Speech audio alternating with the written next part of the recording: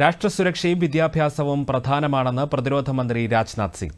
മാവേലിക്കര വിദ്യാധിരാജ വിദ്യാപീഠം സൈനിക് സ്കൂളിന്റെ ഉദ്ഘാടനം നിർവഹിക്കുകയായിരുന്നു അദ്ദേഹം.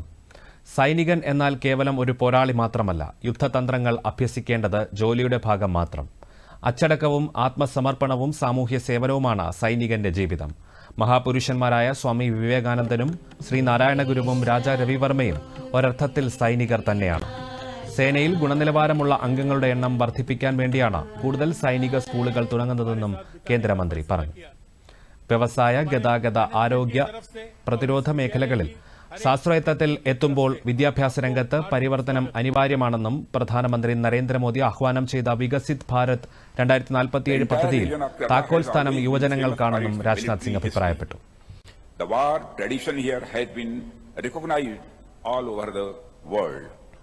The ancient martial art called Kalaripayattu is also said to have originated from this land by Guru Parasuram. If seen from the perspective of warfare, the establishment of the Sainik school in such a prosperous cultural region will definitely take the heritage of this entire region forward.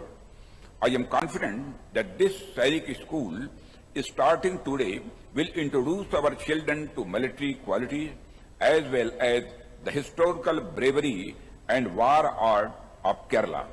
Friends, being a soldier means always being disciplined. Being a soldier means always being focused on your goal.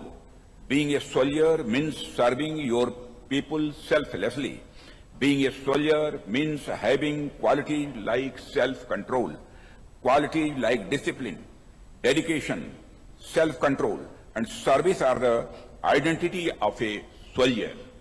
Friends, you see, all the great men we have had, be it Swami Vivekananda, Adi Shankaracharya, Sri Narayana Guru, or Raja Ravi Verma, we find qualities like discipline, self-control, dedication, and selfless service in all of them.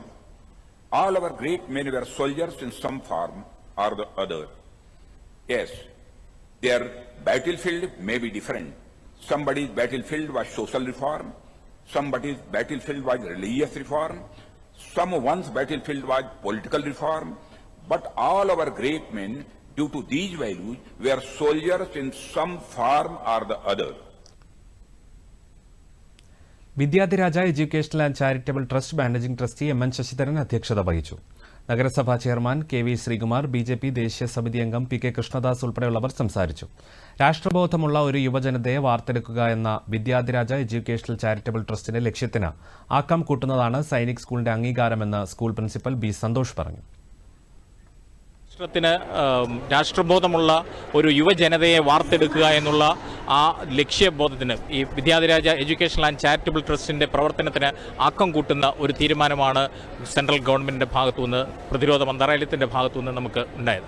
അതിൽ ഏറ്റവും കൂടുതൽ ഞങ്ങൾക്ക് അഭിമാനമായിട്ടുള്ളത് പ്രതിരോധ മന്ത്രാലയത്തിന്റെ കീഴിൽ ഉള്ള ഈ സൈനിക സ്കൂളിന്റെ ഉദ്ഘാടന കർമ്മത്തിന് പ്രതിരോധ മന്ത്രിയെ തന്നെ നമുക്ക് അനുവദിച്ച് കിട്ടി എന്നുള്ളത് ഇവിടുത്തെ മാനേജ്മെന്റിനും അധ്യാപകർക്കും ഞാൻ ഉൾപ്പെടെയുള്ള എല്ലാവർക്കും ഇതിന്റെ മുൻകാല പ്രവർത്തനത്തിൽ പങ്കാളികളായിട്ടുള്ള മാനേജ്മെന്റ്, ട്രസ്റ്റ് അംഗങ്ങൾ, അതുപോലെ തന്നെ അധ്യാപകർ, ഇവരുടെ എല്ലാം സന്തോഷത്തിന് ഇത് ആക്കം കൂട്ടിയ ഒരു നേട്ടമായിട്ട് തന്നെ ഞങ്ങൾ എടുത്തു പറയുകയാണ്. ഇക്കഴിഞ്ഞ അധ്യയന വർഷമാണ് വിദ്യാധിരാജ വിദ്യാപീഠം സെൻട്രൽ സ്കൂളിന് സൈനിക സ്കൂൾ അഫിലിയേഷൻ ലഭിച്ചത്.